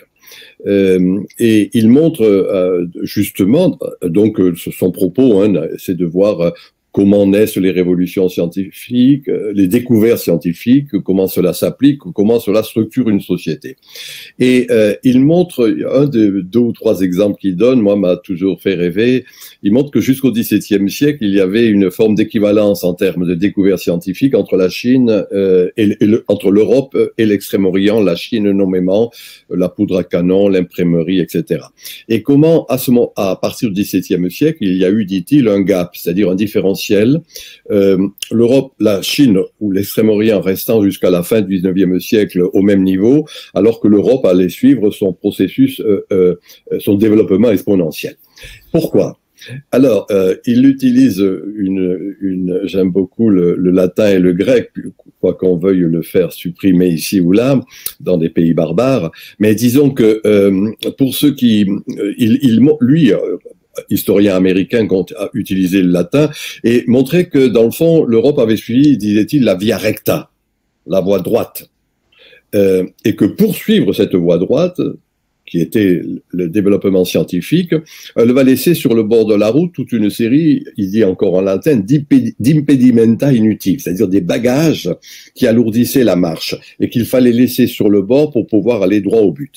Alors c'était le rêve, hein, onirique, ludique, festif, hein, c'est-à-dire voilà des paramètres humains qui sont à conjoindre avec la raison, qui ne sont pas alternatifs à la raison, qui s'inscrivent dans une globalité, hein, une espèce d'entièreté de l'être individuel et collectif. Et alors voilà, hein, via recta, et on laisse de côté ces autres paramètres humains, et c'est ça qui a certainement donné ce rationalisme instrumental et morbide, hein, c'est-à-dire qu'on ne garde qu'un des paramètres et on laisse de côté les autres. Alors on a été droit au but et peut-être droit dans le mur. Et moi, mon hypothèse, hein, dans cette perspective un peu de Thomas Kuhn, c'est que ce qui me paraît être en jeu dans la vitalité, et en particulier le vitalisme des jeunes générations, hein, qui ne se reconnaissent pas dans l'élite. Le processus d'abstention actuellement en France est un phénomène fort intéressant. Je rappelle, parce que personne ne veut en parler, qu'outre cette abstention, il y a les non-inscrits. Moi, je connais des kilos de jeunes qui ne sont pas inscrits, les non-inscrits sur les listes électorales, ce qui fait que, outre les 80% de jeunes qui n'ont pas voté, il faudrait rajouter encore les 15% de non-inscrits. Ça fait beaucoup. Tout cela montre bien que, dans le fond, on ne se reconnaît plus dans cette conception pseudo-scientiste, ou plutôt disons scientiste, et pseudo-scientifique, hein, parce que moi je respecte, je ne suis pas scientifique puisque je suis un rêveur, mais disons que je respecte éminemment la science, mais pas le scientisme, hein, c'est-à-dire quand on se sert abusivement de statistiques, de chiffres, de machins, de choses, pour dans le fond maintenir justement cette domination. Alors voilà, moi il me paraît, si tu veux, que ces éléments qu'on avait laissés de côté, j'ai bien dit, je répète, ludiques, oniriques, festifs, ces jeunes générations sont en train de les reprendre. C'est ça que j'appelle raison sensible. Et donc, d'une certaine manière, c'est cela qui permet, j'ai parlé de ruse de la technique, de résister à la censure. C'est cela qui permet en quelque sorte de conforter ces soulèvements à venir, tout simplement parce que on va rentrer dans cette espèce on retrouve le désir de l'entièreté, hein, une appétence. Hein, c'était l'idée d'appetitus de Leibniz, hein, c'est l'idée de conatus de Spinoza, hein, c'est-à-dire se maintenir dans l'être, avoir un effort si tu veux, mais à partir bien évidemment d'une entièreté. Hein, c'est ça la notion holistique. Et je crois qu'il y a lieu d'être attentif à cette holine. Donc tu vois, soyons clairs, hein, moi je fais une critique du rationalisme, pas de la rationalité. La rationalité, c'est un paramètre humain qu'il est important de maintenir, mais qu'il y a une utilisation de cette rationalité en rationalisme, et en particulier, c'est effrayant d'entendre, et je le dis dans mon livre, la manière donc n'importe quel expert, n'importe quel bavard journaliste, n'importe quel politique avec suffisance, arrogance et outrance, chaque virgule, le mot science, comité scientifique, etc.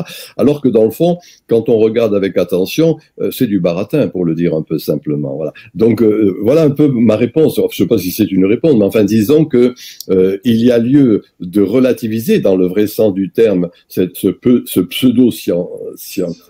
pseudo-attitude scientifique qui est cela a été dit du scientisme, et que tout simplement, donc c'est ça le rationalisme morbide ou instrumental, je reprends ici des expressions de l'école de Francfort, et que dans le fond, en pensant cette entièreté, eh bien, on revient, bien évidemment, à une sagesse populaire qui sait bien qu'il y a tous ces éléments-là. Sur un point particulier, puis je m'arrête là-dessus, dans le fond, cette stratégie de la peur extraordinaire, c'est le fait de dénier la finitude. Or, la finitude est une structure anthropologique. C'est-à-dire qu'il faut non pas dénier la mort, mais la ritualiser, l'homéopathiser, faire avec. Et une société équilibrée, société pour moi dionysiaque, puisque tu as souligné ce terme qui m'est cher, eh bien, c'est justement le fait d'arriver à homéopathiser ces éléments difficiles, soyons clairs, qu'est la finitude. Moi, ça va être mon travail cet été où je vais un peu continuer à réfléchir sur comment on peut repenser sainement, rationnellement et pas rationalistiquement la finitude. Merci beaucoup Michel. C'est vrai que je crois qu'hormis des paranoïaques, on a tous le sentiment qu'il y a un accord perdu entre nous et le monde, qu'il s'agit de retrouver, les jeunes générations peut-être plus, et que la sensibilité est un chemin dans cette direction. Olivier, tu avais envie de rebondir. Oui, c'est tout à fait passionnant. Effectivement, moi, ça me fait penser à la phrase de Goethe qui disait « Dieu a créé la mort pour qu'il y ait plus de vie ». Et cette très belle phrase aussi de notre ami Reeves qui dit l'homme est en lutte avec la nature, s'il gagne, il est perdu. Et en fait, c'est intéressant parce que Damasio avait dit l'erreur des cartes et avait dit aussi Spinoza avait raison. On a une alliance concrète et morbide véritablement entre ce que j'appelle moi les scientifistes, ceux qui ont peur de la mort et ceux qui trouvent que réduire à la voie recta et surtout une voie simplifiante peut éviter des problèmes de réflexion tout en appauvrissant, mais il faut être clair très objectivement en faisant beaucoup plus de business. Donc, si je suis un peu pragmatique, excusez-moi d'être trivial, mais en fait, il y a un moteur extraordinairement puissant de cet appauvrissement culturel qui utilise la peur de la mort, etc. C'est le business. Comme dirait Louis Follow the Money, aujourd'hui, on voit bien que je lisais un article qui dit que les États-Unis sont gouvernés uniquement par 3 fonds de pension, Vanguard, BlackRock et State Street, qui gouvernent 17 000 milliards de dollars, et que si aujourd'hui vous n'êtes pas d'accord avec la politique, eh bien, si vous êtes PDG, vous dites je suis pas d'accord avec ça, je vais faire un procès à l'État, ben on vous dit attention, vous êtes viré parce que ceux qui l'ont décidé sont majoritaires chez vous. Donc on a une alliance objective qui nous amène vers une pauvreté intellectuelle, une pauvreté scientifique. Et j'en voudrais un seul exemple en tant qu'homéopathe, par le fait que quand on donne une plante, on a dans la plante un totem qui a non seulement la molécule active, mais une foule de molécules autour qui font que ça marche beaucoup mieux. Mais ça, c'est pas brevetable. Donc, pour que ce soit brevetable, on va extraire une molécule en appauvrissant la chose et en rendant le système, en rendant l'homme décroché de la nature et de cet équilibre extraordinaire. Mais ça peut être business. Donc, il y a un mélange entre les peureux, les scientistes qui sont rationalisés mais qui s'appauvrissent, et l'intérêt business qui est surtout le soutien de ça. Et je trouve que c'est tout à fait dommage. Et on pourrait dire effectivement, j'aime bien l'optimisme de Michel qui nous dit que la jeunesse en a marre de cette simplification et va revenir à une complexification. Et moi, je pensais en écoutant Michel à Gaudi qui avait imaginé la Sagrada Familia comme un arbre avec la forme des tensions dans les arbres et qui avait réussi à faire cet édifice extraordinaire avec des diamètres de poteaux très fins puisqu'il avait imité la nature. Je pense que l'homme, dans son orgueil, est en train de se planter littéralement, pour être un peu vulgaire, parce qu'il pense qu'il peut tout dépasser et il va juste, Hubert Reeves l'a dit, s'il gagne, il est perdu. Voilà ce que je voulais dire. Michel, ton micro. Michel, on ne t'entend pas, ton micro. Et Sam, tu peux remettre le micro. Ah oui, voilà, pardon, Hilara. Juste une petite chose. Moi, je suis pas optimiste, je suis réaliste. C'est-à-dire, je vais dire une chose très simple. Il m'arrive actuellement, depuis pas mal de temps, de faire des conférences devant des chefs d'entreprise qui se rendent compte qu'ils ne peuvent plus manager, comme on dit, leurs employés, leurs cadres, etc., de la manière qu'ils avaient appris à des écoles de commerce, c'est-à-dire à partir du fameux taylorisme, hein, c'est-à-dire purement la raison. Quand Ford demande à Taylor de gérer. Et je leur disais, et je leur dis, vous n'obtiendrez de la compétence que si vous mettez l'accent sur l'appétence, hein, l'appétit que je disais tout à l'heure en citant Leibniz. Et ces jeunes générations, c'est intéressant de voir comment nous, dans des quantités d'enquêtes qu'on a pu faire dans mon centre, on se rend compte que ce n'est plus la valeur travail qui est importante, c'est plus simplement les perspectives économicistes, mais c'est le qualitatif, tu vois, Olivier, c'est ça, le qualitatif de l'existence. Il y a des choses très simples qui ressortent. Ne plus perdre sa vie à la gagner. Faire de sa vie une œuvre d'art. Et je ne peux que ici le dire d'une manière sloganesque, mais très concrètement, je vais donner un exemple. Une étude qu'on avait faite pour le MEDEF, sur le fameux turnover des cadres. Hein, qu'est-ce qui faisait qu'on ne restait plus dans la même entreprise, etc. C'est que Internet aidant, on savait, tel jeune savait que là-bas, dans l'équipe, fun, c'était cool. Donc, c'est pas eu un avantage salarial qu'on allait rechercher en quittant une entreprise, mais parce que il y avait quelque chose de l'ordre de la solidarité, fun et cool. Donc, il fallait apprendre à gérer le fun et le cool, c'est-à-dire, dans le fond, le qualitatif de l'existence. Hein. Et quand je dis ne plus perdre sa vie à la gagner, voilà un des éléments qui, je suis clair, hein, l'élite reste sur une conception économiciste, matérialiste. C'est un fait. C'est vrai, c'est réel. Et il suffit d'entendre les discours des experts, des journalistes, des politiques pour se rendre compte que c'est cela qui est dominant. Et concreto modo, on se rend bien compte qu'il y a d'autres types de valeurs qui sont en gestation. Voilà, c'est en ce sens, moi, que pour ma part, d'une manière, je dirais, pas optimiste, parce que c'est une conception morale et moi je suis immoraliste, mais en termes du réalisme, si vous voulez, c'est-à-dire tout à l'heure Jean-Dominique le disait, montrer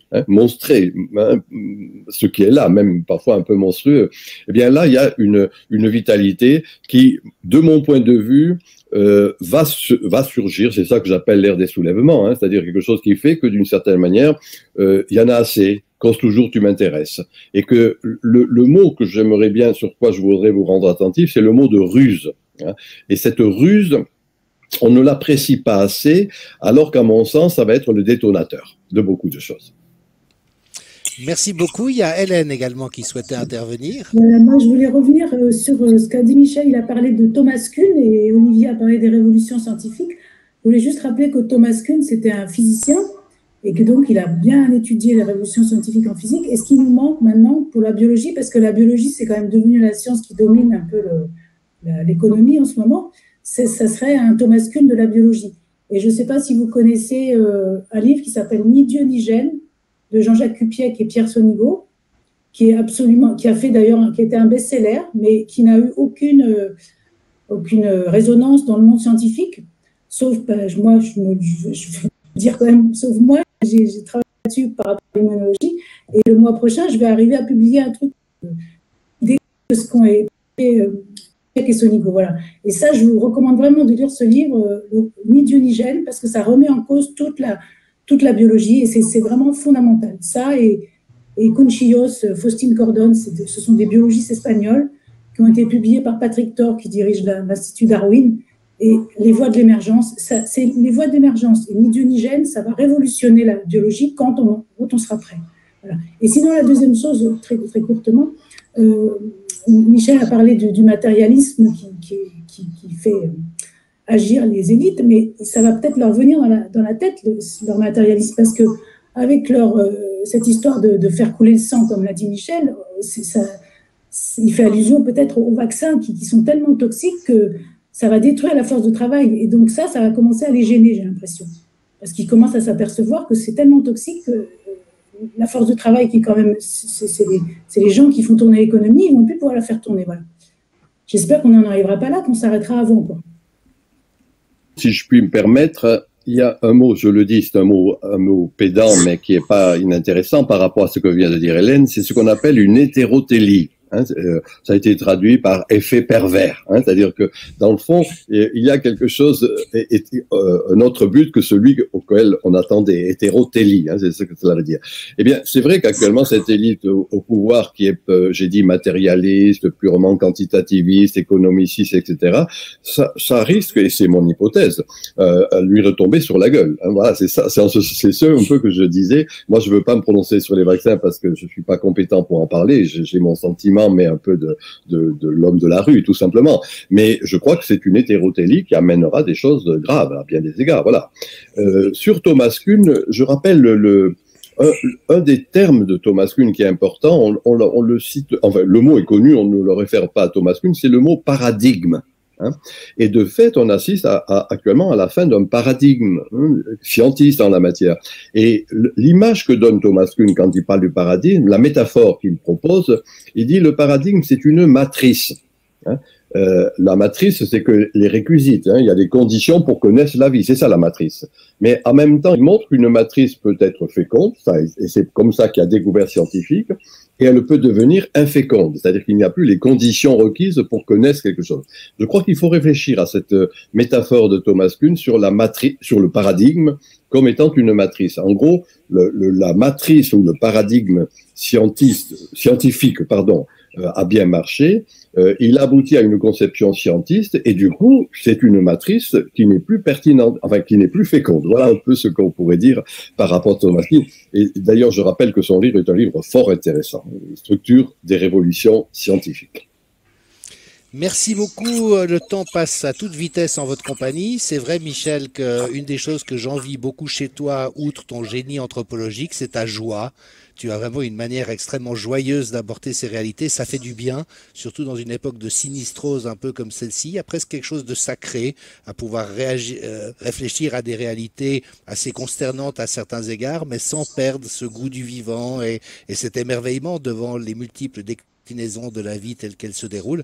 Et effectivement, souvent des effondrements sont prometteurs de renouveau ou de percée en avant. Donc c'est ce qu'on va souhaiter, en tout cas comme porte de sortie désirable de la difficulté majeure dans laquelle on est sur le plan civilisationnel, avec cet appauvrissement qui touche un peu tous les domaines de l'existence. Et la médecine a été terriblement appauvrie au cours de cette crise, où on n'a plus du tout pensé au terrain, aux déterminants de la santé, aux patients, à toutes les actions salutogénétiques. Il n'y avait plus qu'un germe et un vaccin à attendre, vu qu'on avait éliminé toutes les autres possibilités. Et voilà, espérer que cet appauvrissement, effectivement, soit temporaire et débouche sur une autre explosion de vie une fois qu'on aura passé le goulet étroit de cette crise.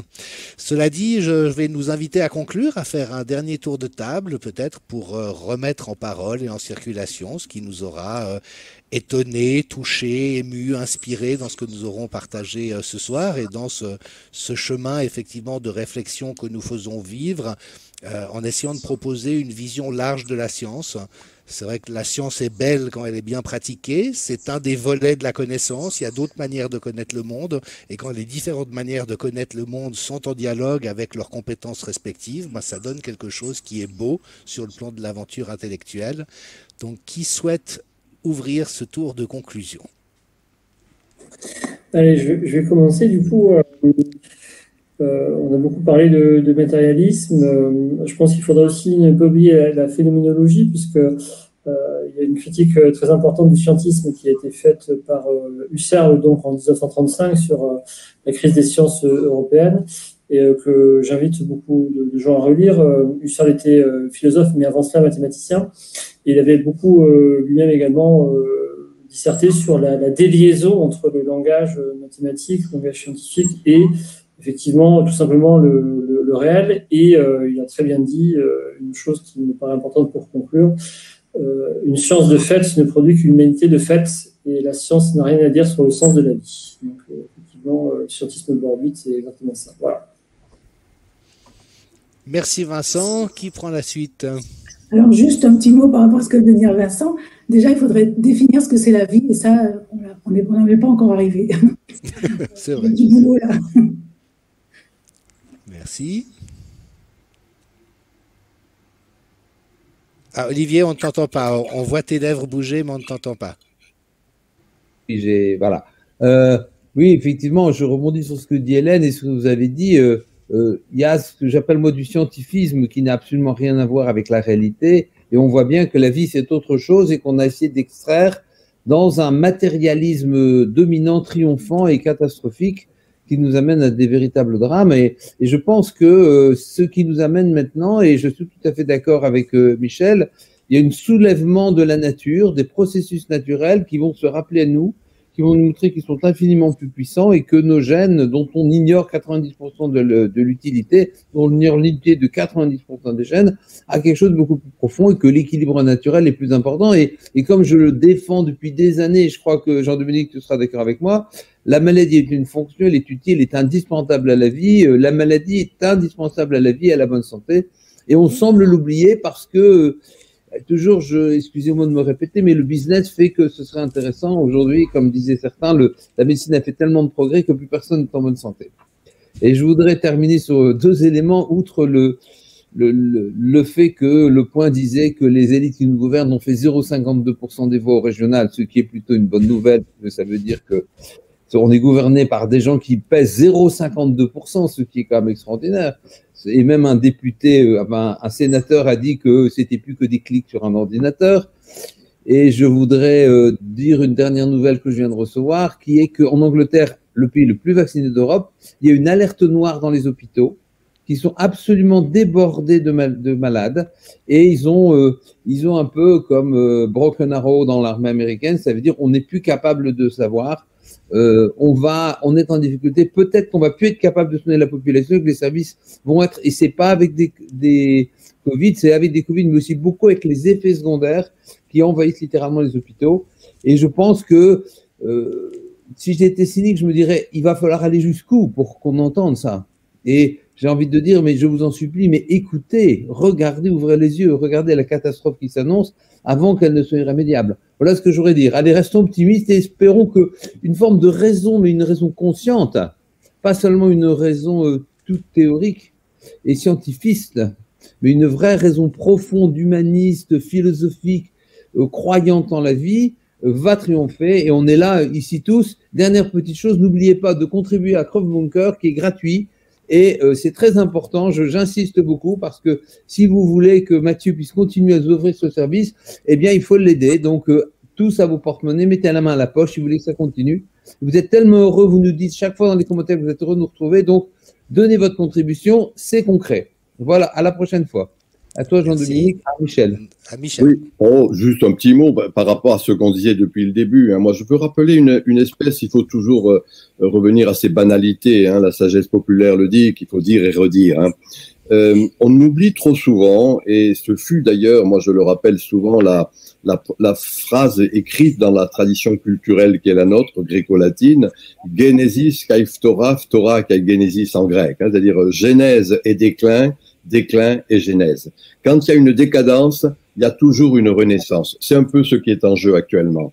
Et peut-être, pour répondre à Olivier, c'est cela pour moi, je dirais, l'humanisme intégral. L'humanisme intégral, c'est, si je le dis d'une forme ça que j'ai appris quand j'étais jeune, vivre sa mort de tous les jours.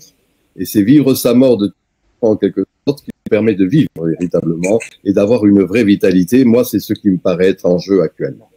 Ouais. Je voyais Annick de Souzenel ce week-end qui a 98 ans 3/4 et qui parlait effectivement du grand retournement, pas le grand reset, le grand retournement intérieur et de mort et résurrection quotidienne. Et tu me fais penser à ça de sa grande sagesse. Voilà, je te laisse conclure, Jean-Dominique. Merci beaucoup pour vous remercier toutes et tous pour ces beaux moments partagés ensemble où on essaye de donner de la lisibilité à un réel qui est un petit peu compliqué par moment. Et puis je me réjouis d'ores et déjà, Michel, de découvrir tes tableaux, tes travaux sur la finitude. Un des grands écrivains romans, Ramu, avait cette très jolie phrase, c'est parce que tout doit finir que tout est si beau. Et je crois effectivement que nous sommes actuellement dans cet état de de refus de notre finitude, de notre vulnérabilité, alors que ce sont les espaces de nos plus grandes libertés et qu'il y a quelque chose à nous réapproprier anthropologiquement dans cette grandeur de la petitesse, hein, ou l'immensité du quotidien. Et c'est en tout cas une belle aventure à vivre, et dans toute l'incertitude de la vie humaine qui est qu'on ne sait pas exactement à quoi ressemblera le chemin, même si heureusement il y a quelques intuitions qui nous permettent de voir quelques axes. Je terminerai juste sur une question qui a été posée de manière répétée ce soir. Il y en a eu un certain nombre, mais autour des révélations sur les emails d'Anthony Fauci aux États-Unis, et pourquoi est-ce que ça n'a pas plus d'impact. Je crois que ça tient à cette définition que Michel Maffezoli donne des élites, ceux qui ont le pouvoir de dire et de faire, et donc ils ont le pouvoir de ne pas dire, de faire comme si ça n'existait pas. Ça n'est qu'une couche de magouille supplémentaire, mais qu'on voit partout, qu'on voit dans les falsifications scientifiques, qu'on voit dans les concepts erronés, comme Vincent ne cesse de le révéler, qu'on voit dans toute cette mauvaise foi. Moi, j'ai une image qui me vient en tête à l'occasion de l'Euro. C'est un peu comme si l'arbitre d'un match donnait systématiquement gain de cause à une des équipes. Donc même si le Remdesivir a des statistiques totalement foireuses, ben on va dire que c'est magnifique. Et même si l'ivermectine a des statistiques magnifiques, et ben on va siffler penalty contre l'ivermectine. Et puis la presse unanime qui dit à quel point l'arbitre est tout à fait équilibré, qu'il est impartial, qu'il fait bien son travail. Et puis les gens dans les tribunes qui commencent quand même à se dire qu'ils exagèrent un peu et qu'ils cherchent des moyens de ruser avec ça. Donc je pense qu'il y aura vraiment un point de rupture et de bascule, parce que la somme de magouilles à laquelle on assiste aujourd'hui, et en plus, ils s'en cachent même plus. En général, quand on magouille, on dissimule un peu les choses. Et aujourd'hui, ils ne dissimulent plus rien. Mais ce qui est aussi une indication à la fois de leur parano, mais aussi de leur perte de maîtrise dans l'hubris. Et ça, bah, évidemment qu'il y a des retours de manivelle inévitables tôt ou tard. Donc voilà, je voulais juste répondre à ces internautes qui nous ont questionné là-dessus. C'est une question de temps. Mais le colosse a des pieds d'argile et a priori, il va plus durer très très longtemps, même s'il y a une certaine course contre la montre, notamment par rapport à l'expérimentation génique et, qui va beaucoup trop vite par rapport à ce que la sécurité et le bon sens commanderaient. Mais voilà, une chose à la fois. Merci à tous pour cette très très riche soirée. Bonne continuation et à bientôt pour d'autres comités scientifiques et espaces de dialogue. Merci. Merci à vous. Au revoir. Au revoir.